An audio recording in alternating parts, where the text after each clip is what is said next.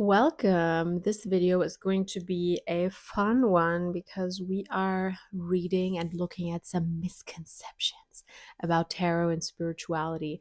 If you don't know me, I'm Anya Esma, and you can make your own opinion about all of these. My opinion isn't any bigger or worth more than yours. But just to give you context, I have been doing tarot readings professionally since 2018, it is, I believe. And I've been making YouTube videos teaching tarot since then as well. And obviously, I've been on my own spiritual journey through witchcraft, manifestation, and all of the good magical things that surround us.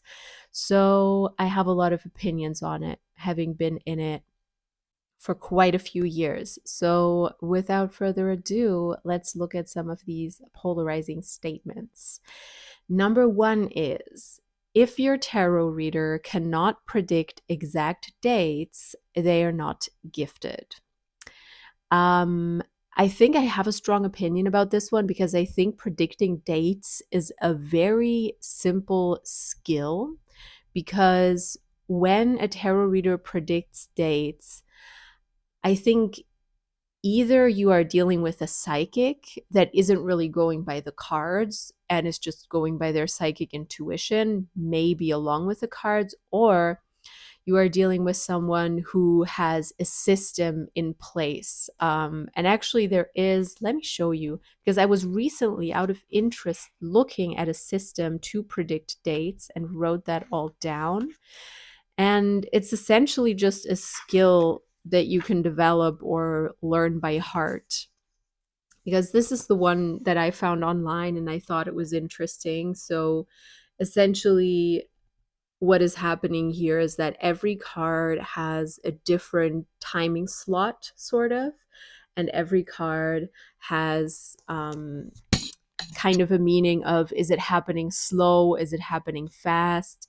And then if you want to get really specific, they even have exact dates. So that has nothing to do with being gifted, in my opinion. It's just a matter of, did you learn this system, or do you have psychic abilities that allow you to predict exact dates, which is still quite rare, I would say.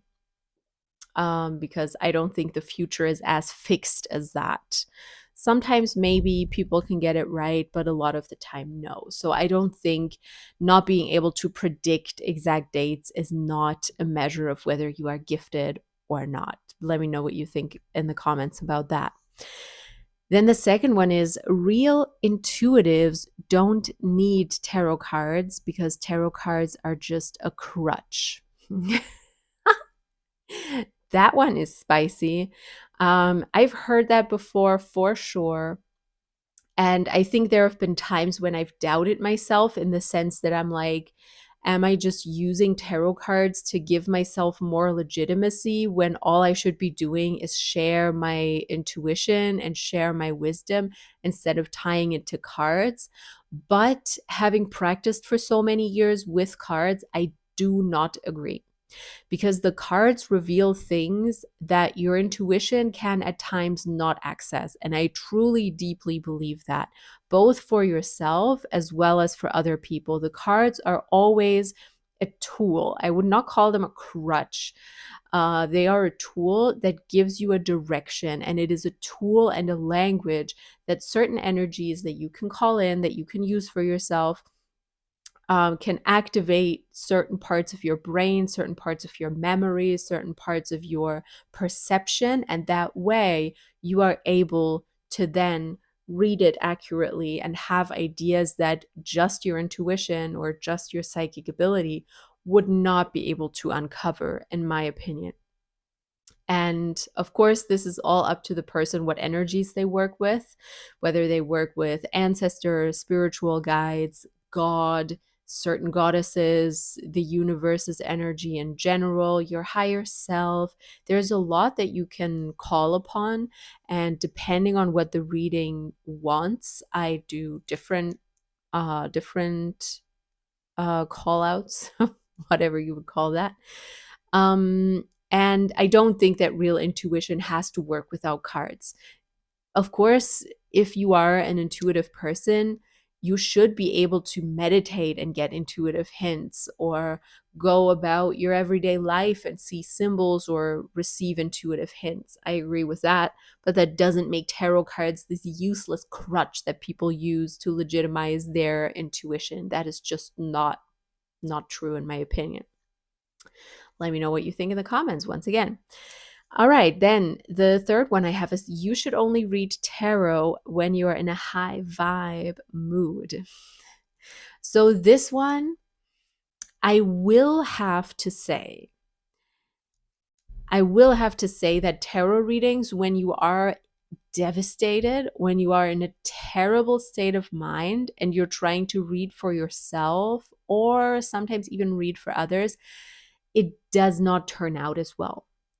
But does that mean that when you're crying, when you're upset, you can't do tarot cards? No, it just means that before you start, I believe that it takes some centering, some grounding, some stepping into yourself and processing those emotions before you go into the reading.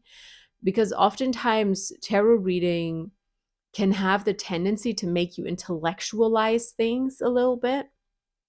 And that's not necessarily helpful if you're dealing with a very strong emotion. If you're dealing with a strong emotion of despair, it might not be the time to be like crying, bawling your eyes out, and being like, okay, now I'm going to find out what the root of this is, where this is coming from, how I can heal it, and then I make a plan.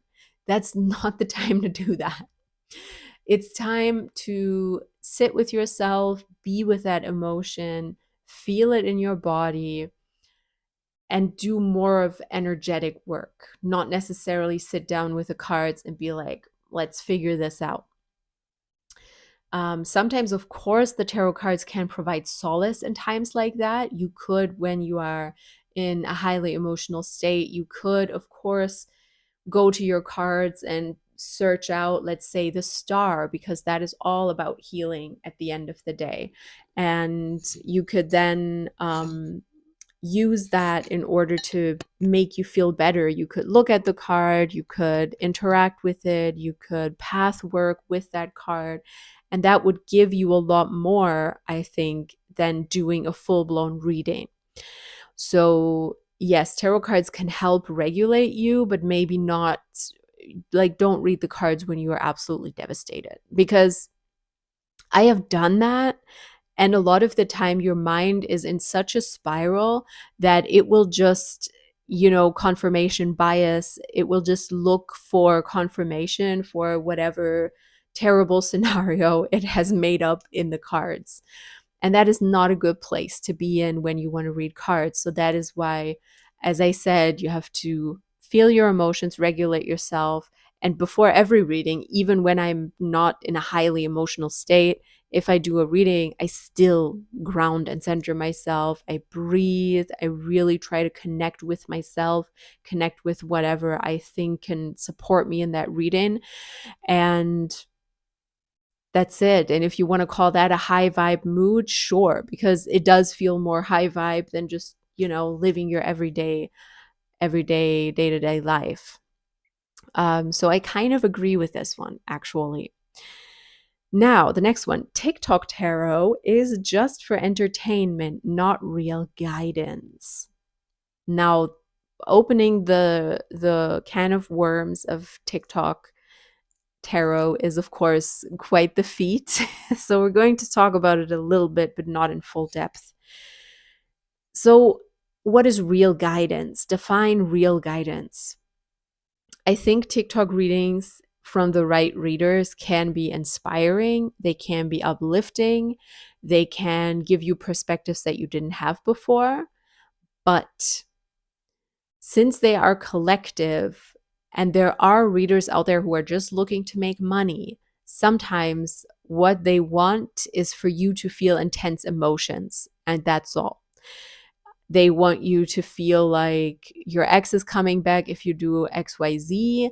If you keep watching their videos, you will find love. They are the ones who can tell you how your love life is going. If you are in a spiral, if you are desperate, just go to their videos and watch something. That's the bad side of it. And that, I would say, is not even just entertainment. That is on purpose trying to make an audience dependent on you and take away their ability to regulate themselves. Of course, free will, people decide to give you that power as a tarot reader. And if you are an unethical reader, especially on TikTok, then people are deciding to hand away their free will and their agency and their belief in themselves and make it wholly dependent on your reading. That does happen. Um, is that a problem? Is that your responsibility as a reader? In a way, yes. As I said, I think there are readers who on purpose try to make people emotionally dependent on them and on purpose try to evoke that feeling of when you're desperate, you just have to watch my videos and I will tell you what's up. And that is not a good thing. If you're doing that on purpose, not a good reader, not ethical. As I said, that's not even entertainment. Entertainment would be a nice word for that. And it's definitely not guidance. It is just dependency to make money off of people's despair. However, I think there are a lot of good readers who still attract people like that. I try to read in a way that really gives the agency to people and not takes it away from them and not makes me the sole source of their regulation, their belief, their hopes and dreams, you know? And some people really slip into that with TikTok tarot, and that's not a good thing. So you are partly responsible for that as a reader, and you can definitely take precautions to read in a way that empowers people rather than takes away their power and just tells them, listen to this every day to see if your ex is coming back, you know? All right, next one. Charging premium prices for tarot readings is exploitation. That is an interesting one.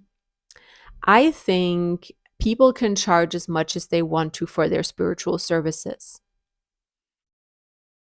I do not fault anyone, as I said, free will, for charging €500 for a 30-minute reading, a 1 hour reading. That is what I would consider a premium price, or even more than that. Is it exploitation? If you are an unethical reader, and as I said, you take the power away from the people that you are reading for, then yes, it is exploitation. But it doesn't matter whether you charge $10 a reading, 20, 30, $1 an hour, a minute, or 500 for an hour. It is always exploitation if you try to make people emotionally dependent on you. That's just how it is. And premium prices don't necessarily make that anything else. I think some people have this issue that spiritual services should be accessible for everyone, and that's why charging premium prices is unethical. That I have heard. Now, what do we think about that? Think about that for a moment and maybe write it in the comments, because I think it's a very interesting concept. And I know that a lot of people do sliding scale because of that. So it's kind of pay what you want, or you pay like a lower price if you aren't as wealthy, etc. Now, I still think people can charge what they want because you choose your audience as the person providing the service. It's just like with a hairdresser. I don't think you would say they are unethical because they are cutting celebrities' hair and charging $600 for a short, snippy cut that's 10 minutes, you know?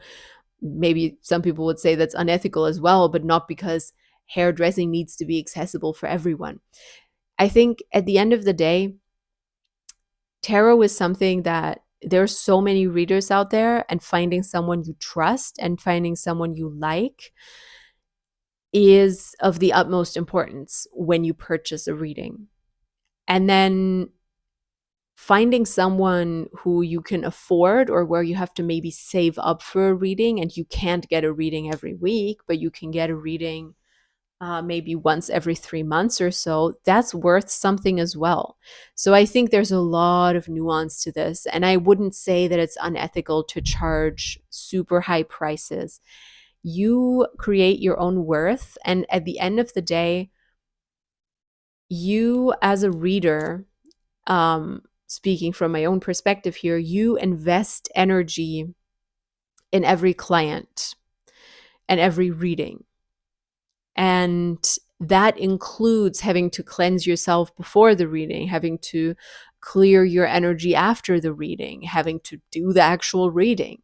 So it's not just the time you spend with the client, it's more than that. And that is spiritual labor that is difficult to put a price on.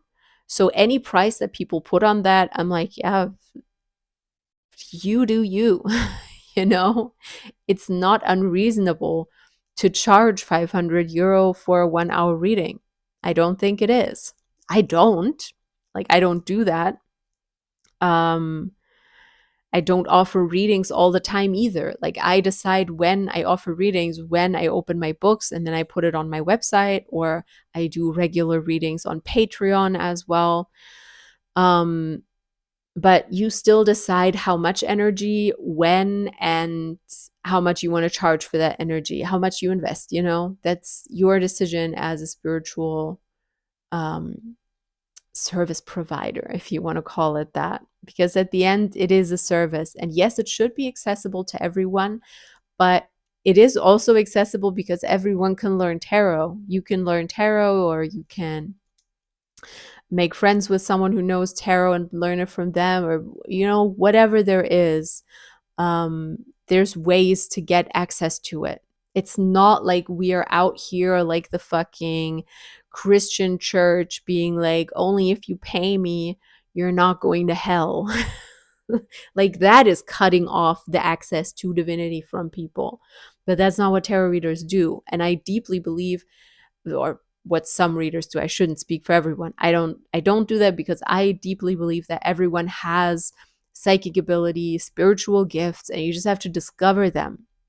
You just have to discover them, unlock them, work with them, practice them, and you're not cut off from it simply because someone is charging high prices because they decided to do so. So that is my opinion on that. And speaking of it, if you do want a reading with me, you can write me a DM on Instagram, or you can go to my shop, anyaesma.com, and check that out. Perfect time for a plug here. Let's go to the next one. If someone, like a client, comes back repeatedly, the reader is creating dependency. I've already spoken about this, so I'm not going to tackle it too long, but yeah, if someone comes to you, like purchases a reading from you every week, I would say you need to have a talk with that person and be like, hey, you have power on your own. You have decision power on your own. You have so much creativity and inspiration from yourself. And if someone comes back every week, they might have a bond to you that is valuable, but they might have to find more of a connection to themselves again. And you should facilitate that as a good reader. But of course, if someone comes back repeatedly, like once a year or once a month or something, I wouldn't be like, oh, you're creating dependency. I would say they like your reading style, they find your readings helpful, and that's really all there is to it. And that's fine. It's like saying, if you go to a chiropractor or an osteopath repeatedly, then they're creating dependency. No, your body just naturally, has some kinks in itself, and you need to get those out. That's a weird phrasing. So you have to go back to them regularly, and tarot readings are sort of similar, I think. All right, next one. Tarot readers are responsible for their clients' life decisions. You already know my opinion on this from everything I've said already. You can probably figure that out. A tarot reader should never be responsible for your life decisions, and if you are making a tarot reader responsible for your life decisions, then you've lost your sense of agency and your sense of empowerment. The question is, did the reader sort of try to take that from you and exploit you? Or did you go to a reader because you want to hand away the keys to your life and to your decision making to someone else? Did you, like, is it 50-50? Is it all you? Is it all the reader? And it just sort of happened. Figure that out, because a tarot reader is never, ever responsible for your life's decisions. Nobody is responsible for your decisions except for you. And I think it's unethical to tell people what to do. I'm there as a tarot reader to give people perspectives, to give people an idea of what different options could look like, what different scenarios could look like that they could walk, different paths. And then they decide, that's not me deciding. So, yeah. Next one, being gifted makes someone automatically wise or ethical. No. I will leave it at that. No, I won't leave it at that. I can't. I have too many words. Let's hydrate for a second.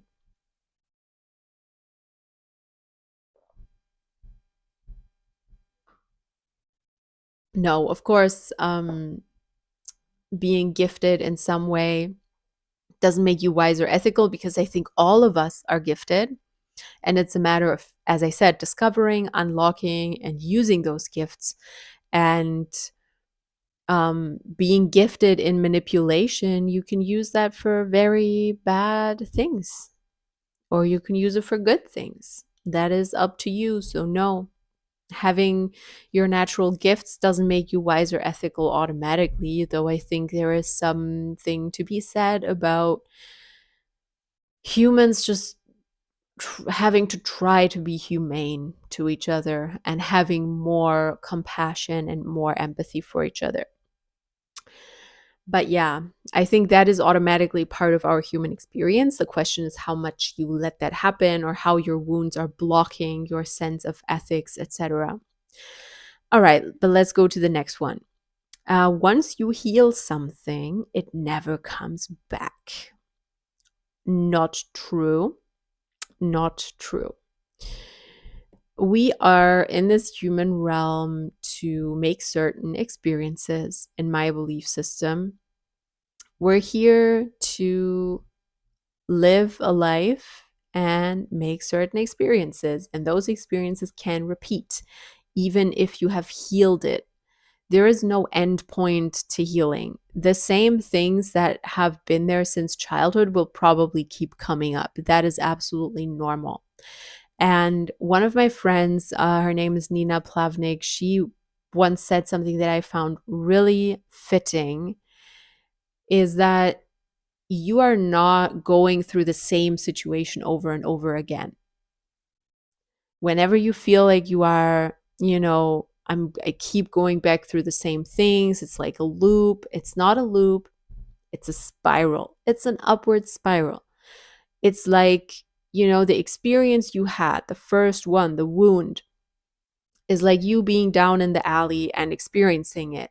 And then every time you go through that experience again in a slightly different way, is you walking up a staircase and looking down on that alley in a spiral.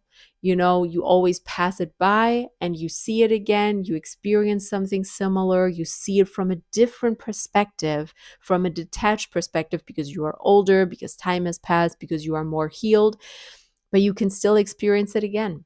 And it can still trigger certain things in you, and that is absolutely normal.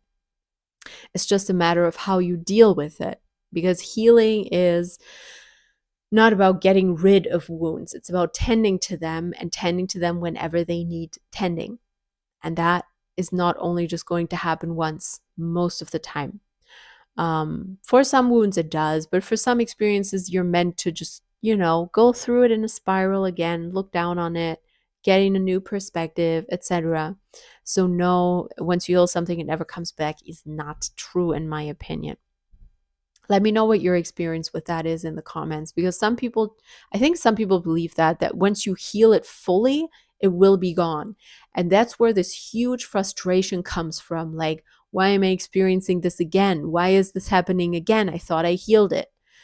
Because you have this idea of an end point to healing in your mind, and having to let that go is important, and having more self compassion and more understanding for just because you're going through it again doesn't mean you have failed healing it. Rather, you are gaining a new perspective on it. You're getting a new opportunity to heal another aspect of it. All right, we have 3 more to go. If you're still struggling, you're not doing the work correctly. This is kind of similar, you know? Is struggling with what? Struggling with life? We all struggle with life, because that is the whole point of us being here. The whole point of us being here is to have these experiences and to struggle with life. So no, you cannot do the work, whatever that is, so correctly that you will never struggle again. And that is also something that I want to say for anyone thinking about, unlocking their gifts, being more forward with their spiritual gifts, or healing others. You don't have to be perfectly healed to do that. It doesn't, you can't be. I just said that in the previous question. So don't have that unrealistic expectation and be like, yeah, but once I'm more healed, then I will do that thing. Don't do that to yourself. You can do it right now. You can be more authentic and more live your spiritual truth right now in whatever way is possible. And yeah, once you heal, you might become even more able to share your gifts and be even more authentic. But that doesn't mean that you have to, wait forever until you can share more of yourself. You don't have to do that. All right. Healing should feel peaceful is the next one. If it hurts, you're doing it wrong. Now, that sounds like spiritual bypassing to me. That sounds like someone who is encountering difficult feelings saying, "Oh no, this isn't healing. This is just me torturing myself or something. And situations like that do exist. If you keep going back to a certain pain, you keep going back to a certain trigger and just ruminating over it, that's not really healing. That's true. There should be a sense of relief. And yet, in order to experience that sense of belief, you do have to deeply feel that emotion and be with that emotion. And that is not pleasant. So, no, healing isn't always peaceful and bright and love and light. That's just bypassing. And if you don't know what spiritual bypassing is, it is basically this whole idea that, especially white women who are like, oh, everything is love and light, and they go on their retreats, they do their yoga, and they just feel blissful all the time, and they never feel pain, and they never admit that they feel pain, and they never admit that they struggle, and they are not really in their authenticity. So that is that. All right, let's do the last one. This one is great. AI tarot readings are just as accurate as human readings. Well, you could say that, of course, my opinion on that is biased, with myself being a human tarot reader, but I think there's a very important thing that AI doesn't have. What AI does have is, sorry, I'm fidgeting with all sorts of things in my hand while I'm speaking. What AI does have is, of course, the textbook understanding of cards. the textbook understanding of this is the meaning of a card, the most basic meaning, the most base layer that you can have. But as a human reader, there's so much more that goes into it. There's intuition, and I do not believe that AI has intuition. It might have artificial intelligence, but it does not have intuition, because intuition is that us humans, we subconsciously process like tens of thousands of data points as well. And then our brain somehow, puts together a picture, an image, a knowledge that comes from some undefined place. Undefined being those tens of thousands of data points that you could not give a reason why you think this card is meant to show what is blocked, or this card is meant to show your strength, etc. These are things that you, as a reader, you have to go with the flow, you have to go with your intuition, and then you will be able to read the cards. And AI just cannot do that. Another thing is, I was going to say directionality, because when you have a spread, and for example, on the left side, you have one page looking at the spread, and on the other side, you have one person looking away from the spread shown on the card. That can mean certain things. And I was going to say, oh, but AI can't know that. But honestly, it could. If you send a picture of the spread, I'm going to be honest. If you tell it to pay attention to that sort of thing, it could. Now, I think there's so much more to tarot readings, so much more spiritual knowledge, energetics, than just sitting down and reading what does a card mean.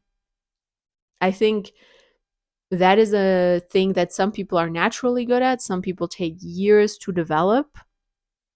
For me personally, it did take some time to develop that.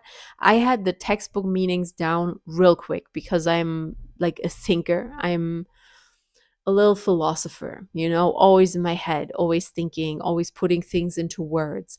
And unlocking the more intuitive part of it took me a while, probably years. On and off, I would say, to the point where I am able to now decide from which angle I look at tarot. Am I looking at it from the intellectual angle, from the logical angle, or am I more going with my intuition and unlocking that in a reliable way? You have to learn that at the end of the day. It's a skill like any other. But AI cannot do that.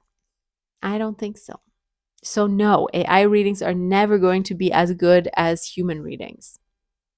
Never, because AI doesn't have intuition. AI probably doesn't have psychic gifts. I don't know if AI has spiritual gifts. We don't know enough about AI to actually know that, but probably not. And those things are going to be missing, sorely missing in your readings.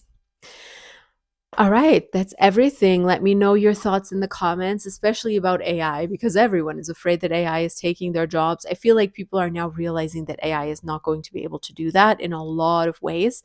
But let me hear your opinion on it. I love it. And let me also know if you do use AI for tarot readings sometimes. No shame. No shame. Like, I know some people use it for astrology as well. I've tried that once and it absolutely did everything wrong it could have done wrong when calculating the astrological chart, and it was just incorrect information. Typical AI. So yeah, if you want to see more of me, do subscribe, like this video, share it if you want to, and I hope that I'll see you in the next one. Bye.